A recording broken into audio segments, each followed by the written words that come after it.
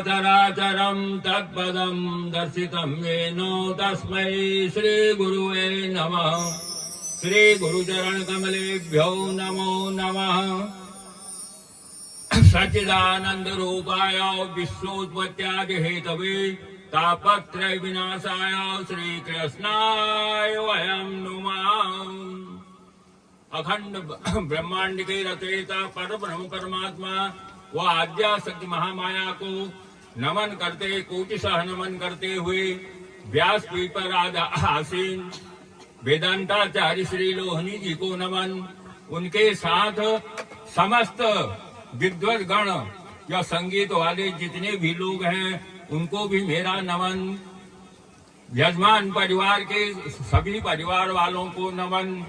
और आबाल वृद्धानाम, बच्चे से लेकर बूढ़े तक जितने भी कथा प्रेमी सज्जन यहाँ पर उपस्थित हैं सबको मेरा नमन और अभिवंदन।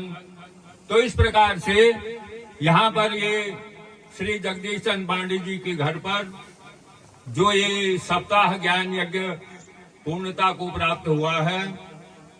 अब 7 दिन तो आपने कथा सुनी लिया, मैं ज्यादा वर्णन क्या करूं, लेकिन मैं आपको अब 5 नहीं तो 10 मिनट लग जाएंगे तो 1-2 मानव जीवन को सरल बनाने वाले युक्ति का विधान बता देते हैं। अब यहाँ पर प्रणाम की परिभाषा आई। नमस्कार करना है, प्रणाम करना है। अभिवादनशीलस्य नित्यो वृद्धोपसेवने चत्वारि तस्य वर्धन्ते आयुर्विद्या यशो बलम।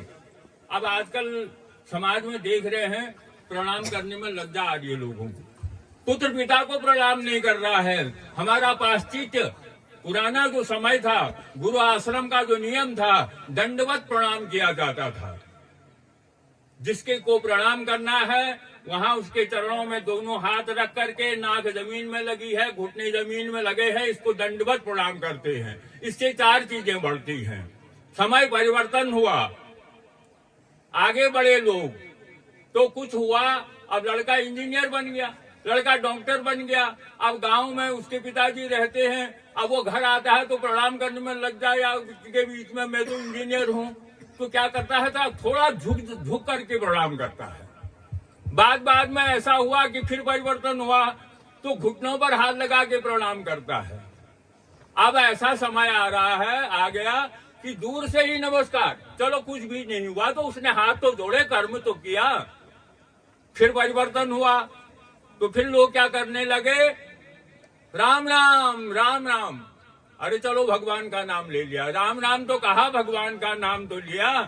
तो इसलिए अब आजकल क्या हो गया है, देखिए क्यों मनुष्य क्षीण होते जा रहा है, क्यों आयु खत्म हो रही है, क्यों यश नहीं बढ़ रहा है। आज एक मित्र दूसरे मित्र रोड में अगल बगल क्रॉस हो रहे हैं तो क्या करते हैं, प्रणाम की जगह हाय हल्लो हाय हल्लो। तो भैया हाय शब्द कहाँ उच्चारण किया जाता है, हाय का प्रयोग कहाँ किया जाता है, जहाँ दुखद घटनाएं होती हैं। तो इसलिए ये प्रणाम की है। ये भागवत का सारा सार तो व्यास जी ने आपको सुना दिया। मैं भी मानव जीवन को सफल बनाने वाली युक्तियां आपको सुना रहा हूँ। तो देखिए भगवान ने ये ब्रह्मांड की रचना की। इस रचना के अनुसार से 84 लाख नरकों का निर्माण हुआ, 84 लाख योनियां बनी, उनमें सबसे श्रेष्ठ मनुष्य योनि प्राप्त हुई। अब ये मनुष्य योनि कैसे प्राप्त होती है, जब पाप और पुण्य बराबर सम अवस्था में आ जाते हैं, बराबर होते हैं, तब एक बार मनुष्य योनि मिलती है कि तुम अपना कल्याण करो। अब भगवान बड़े परेशान हो गए। भगवान ने कहा सब कुछ तो मैंने बनाया, लेकिन ये मनुष्य बनाकर मुझे चैन से नहीं रहने देगा, ये मुझे जीने नहीं देगा। तो कहाँ छिपना चाहिए भगवान ने, तो भगवान उसके अंतःकरण में छिप गए। अब हम लोग क्या हैं, भगवान तो हमारे अंतःकरण में हैं, हम इधर उधर भटक रहे हैं। कभी हरिद्वार जा रहे हैं, कभी काशी जा रहे हैं, कभी बद्रीनाथ जा रहे हैं। तो इस जाने से कुछ नहीं होगा। तो आप सोचेंगे कि भगवान कैसे मिलेंगे, भाई अंदर हैं। जिन ढूंढा तिन पाइया, गहरे पानी बैठी। ये शास्त्र का वचन है कि समुद्र रत्नों की खान कही जाती है, वहाँ सारे रत्न होते हैं। लेकिन हम चले जाएंगे समुद्र के किनारे पर बैठ के, वो समुद्र हमारी झोली कभी नहीं भरेगा। जिन ढूंढा तिन पाया, जिसको गोता लगाना आता है वो डुबकी लगाएगा तो कुछ लाएगा। अब जिसको गोता लगाना नहीं आता है तो वो कहाँ से प्राप्त पाएगा। तो इसलिए हम आपको सुना रहे हैं, ये हमारी मृग तृष्णा है, ये है तीर्थ हैं, ये हमारे मन को बांधने के लिए। मन एवं मनुष्याणाम कारणम बंध मोक्षयो, मन ही बंधन और मोक्ष का कारण है। तो इस प्रकार जिसने ढूंढा उसको मिला। ये हमारी मृग तृष्णा है। कैसी मृग तृष्णा है? कस्तूरी कुंडल बसे मृग ढूंढे वनमाय, ऐसे घटी घटी राम है दुनिया देखत नाय। वो परम पिता तो घट घट में वास कर रहा है, कण कण में वास कर रहा है। तो जिस दिन हम इसको ढूंढ लेंगे उस दिन सारी मनोकामना पूर्ण हो जाएगी। फिर आपको एक बात और, थोड़ी सी 2 मिनट का समय और लेते हैं।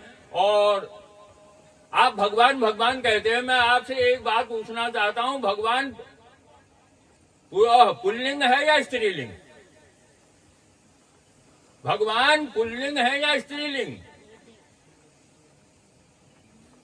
सरल है, सब जानते हैं, लेकिन कहने में असमर्थता है, ज्ञान नहीं आ रहा है।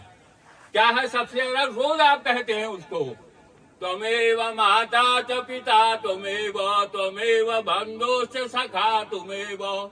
तो भगवान तो ऐसे है, वो माता भी है, वो पिता भी है, वो स्त्री भी है, वो पुरुष भी है।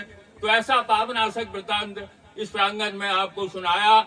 और उसके उपरांत आप ये बताइए, भगवान बड़े हैं या नाम बड़ा है? नाम। तो नाम की महिमा है थोड़ी सी। आप देखते हैं जब सीता का हरण हो गया था तो समुद्र, लंका में जाने के लिए समुद्र में पुल बांधना था, तो किससे बधा? नाम से बधा। पत्थरों पर राम लिख दिया, वो पत्थर तैरने लग गए। ठीक हो गया। युद्ध करके पराजित अहंकारी रावण का वध करके रामचंद्र जी वापिस आ गए, अयोध्या में राज्य करने लगे। एक दिन भगवान जरा सी मन में चिंता हुई कि भैया मेरे नाम से पत्थर तैर गए, देखें तो क्या होता है। भगवान सरयू नदी के किनारे पर चले गए। कहाँ चले गए? सरयू नदी के किनारे पर चले गए। कोई नहीं था, इधर देखा उधर देखा, कोई मनुष्य नहीं दिखाई दिया उनको। उन्होंने कहा देखते हैं मेरे नाम से पत्थर तैर रहे हैं, लेकिन मैं जब पत्थर डालता हूं तो ये तैरते हैं या नहीं तैरते हैं। तो एक बार उन्होंने एक पत्थर उठाया, सरयू में डाला, तो पत्थर डूब गया। भगवान आश्चर्यचकित हो गए। जब बचपन में बच्चे गुल्ली डंडा या गुत्थी जो भी खेलते हैं तो कहते तिवारा सत्यम, मतलब 1 2 3, तीसरे बार में सत्य दांव लगेगा। 3 बार का प्रकोप है। कोर्ट में आप जाते हैं, वहां भी मैं सत्य कहूंगा सत्य कहूंगा सत्य कहूंगा, ये चीज है। तो उन्होंने दूसरा डाला, वो भी डूब गया। तीसरा डाला, वो भी डूब गया। इधर उधर देखने लग गए कि कोई देख तो नहीं रहा, मेरा तो अपमान हो जाएगा। नाम से पत्थर तैर रहे हैं और हाथ से पत्थर डूब रहे हैं। तो उधर से हनुमान झाड़ी में छुपे थे, खड़े होकर बोले भगवान मैंने देख लिया, मैंने देख लिया। अरे हनुमान चुप, मेरा अपमान हो जाएगा, तू क्या कर रहा है ये। कहा भगवान अपमान होने की बात क्या है, जो जिसके अंतःकरण में आपका नाम होगा वो तो तरेगा ही तरेगा। जो आपके हाथ से छूट जाएगा उसको तो डूबना ही डूबना है। बोलिए आनंद कंद वृंदावन बिहारी भगवान की जय। श्रीमद् भागवत महापुराण की जय। आज के आनंद की जय। हर हर महादेव। नमः पार्वती पदे हर हर हर। पांडे जी उठो तो। हमारे ब्यास जी जो तो बैज 1 मिनट बैठे।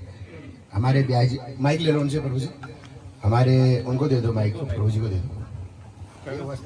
हमारे ब्यास जी जो हमारे जजमान जी के परिवार के ही हैं।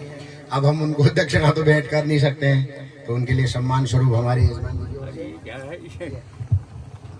ये उनका सम्मान है, क्योंकि आप एक सम्मानित पद में, व्यास पद में हैं और हम लोग बड़े भाग्यशाली हैं। ऐसे व्यास जी हमारे मध्य में विराजमान हैं, इसलिए ऐसे व्यास जी को हमारे जजमान जी और माता जी जो भी भेंट करना चाह रहे हैं वो उसको प्रेम से ग्रहण करेंगे। उसके बाद हमारे जजमान जी व्यास पूजा करेंगे।